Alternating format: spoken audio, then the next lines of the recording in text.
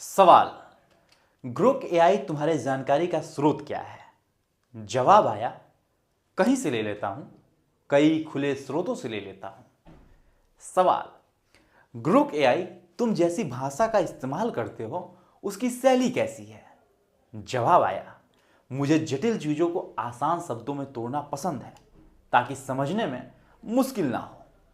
कभी कभी मैं हल्का हास्य या अनोखा नजरिया जोड़ता हूं। नमस्कार, अभिवादन स्वीकार करें आदर्श तिवारी का। ग्रोक ग्रोक ग्रोक पिछले एक सप्ताह से भारतीय सोशल मीडिया पर एक ग्रोक नामक संक्रमण आया है। सबसे पहले आपको बताते हैं कि यह ग्रोक एआई है क्या।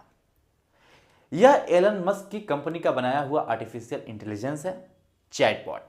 यानी आपको अगर किसी सवाल का जवाब जानना है तो एक्स पर टैग करके या फिर ग्रोक एआई की वेबसाइट पर जाकर पूछिए और वो आपको बातचीत की तरह जवाब दे देगा।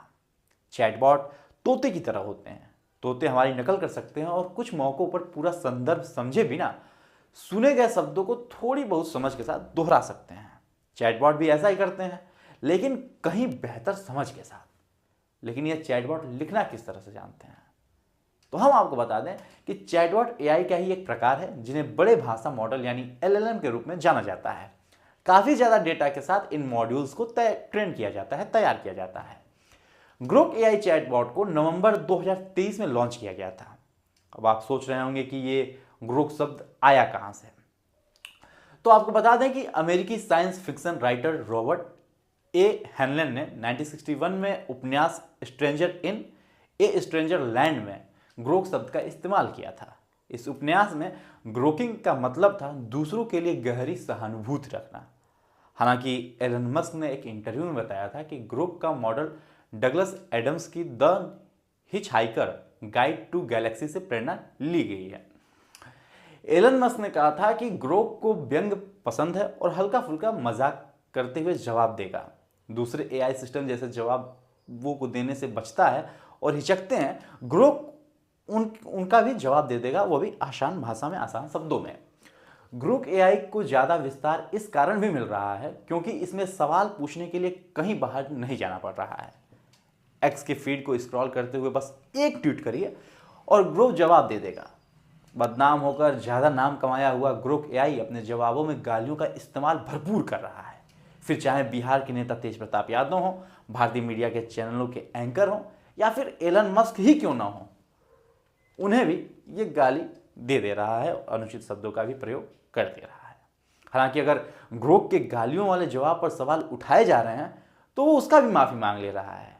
पीएम मोदी के इंटरव्यू, डिग्री से जुड़े सवालों पर भी ग्रोक एआई जवाब दे रहा है और इस पर हुए विवादों पर रोशनी डाल रहा है।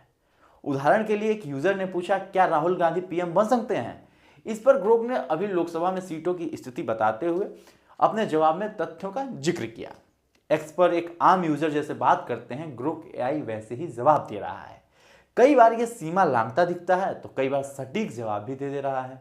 जाहिर है कि ग्रोक एआई के जवाबों में भी विचार शामिल हैं।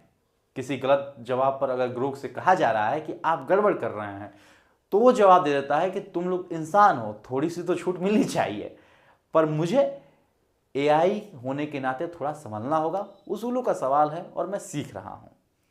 लेकिन देखा जाए तो ग्रोक के जवाबों से देश में विवादों की स्थिति बढ़ रही है। साथ ही ताजा तरीन मामलों में देखा जाए तो गाली गलौज ज्यादा आ रहे हैं।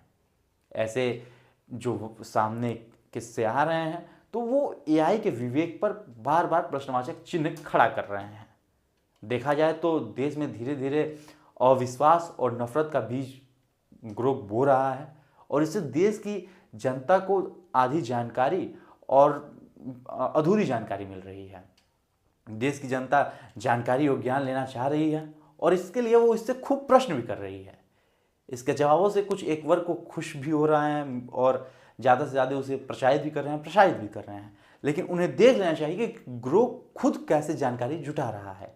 ग्रोक ओपन सोर्स में अवेलेबल जो कुछ भी डेटा है, जो कुछ भी मीडिया है या फिर जो हम लोग पोस्ट करते हैं, उसे के आधार पर ग्रोक एक उत्तर तैयार करता है जिसे वो सच मानते हैं। और मजे की बात यह है कि अपनी सुलभता के आधार पर लोग भी इसे सच मान ले रहे हैं और परिणाम स्वरूप विवाद की स्थिति बन रही है। ग्रोक ने पैर पसार लिए हैं। लेकिन भारत सरकार और आईटी मंत्रालय को इस पर गंभीर होना चाहिए और अब इस पर नज़र बनाए और उचित कार्रवाई करें।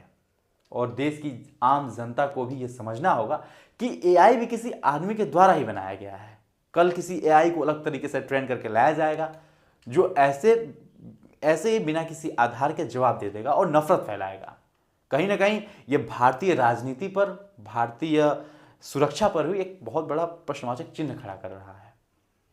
तो ये चाहिए कि ज्ञान इंटरनेट से बाहर भी है, किताबों में भी है, आप उसे पढ़िए, खुद ही सच के सिपाही बनिए।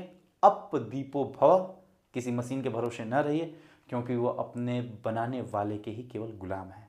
जागरूक रहिए, सतर्क रहिए, बाहरी शक्तियों से दूर रहिए, महफूज रहिए। इसी के साथ मुझे दीजिए इजाजत। यदि इस वीडियो को आप यूट्यूब पे देख रहे हैं तो चैनल को भी सब्सक्राइब करें और फेसबुक पे देख रहे हैं तो पेज को तुरंत फॉलो करें। धन्यवाद।